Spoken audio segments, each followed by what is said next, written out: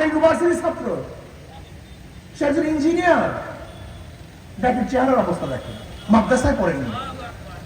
এরকম ছেলেরা যদি, এরকম ব্যক্তিরা যদি ক্ষমতায় থাকে, গরিবের টাকা আত্মসাৎ হবে না, কোন মেয়ে ধর্ষিত হবে না,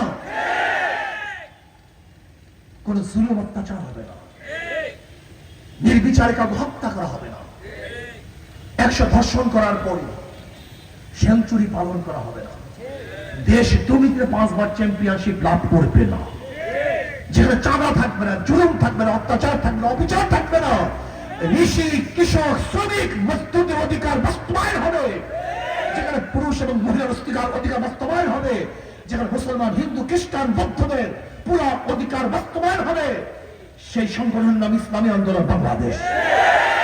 আসুন না, জীবনভর পরীক্ষা করেছেন বিভিন্ন দলের, এবার ইসলামী আন্দোলন বাংলাদেশকে পরীক্ষা করুন।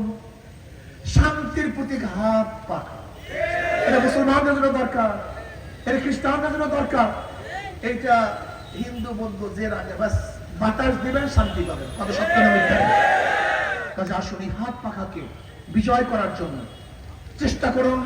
যদি হাত পাখা বিজয় হয়, তাহলে হাত পাখা বিজয় হবে না, জনগণ বিজয় হবে ইনশাআল্লাহ। হাত পাখা বিজয় হবে না, বাংলাদেশ বিজয় হবে ইনশাআল্লাহ। হাত পাখা বিজয় হবে না, প্রত্যেকটা নাগরিক বিজয় হবে।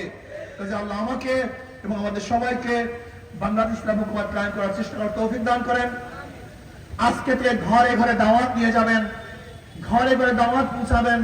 আগামী দেশ ইসলামী হুকুমত হবে, সবাই শান্তি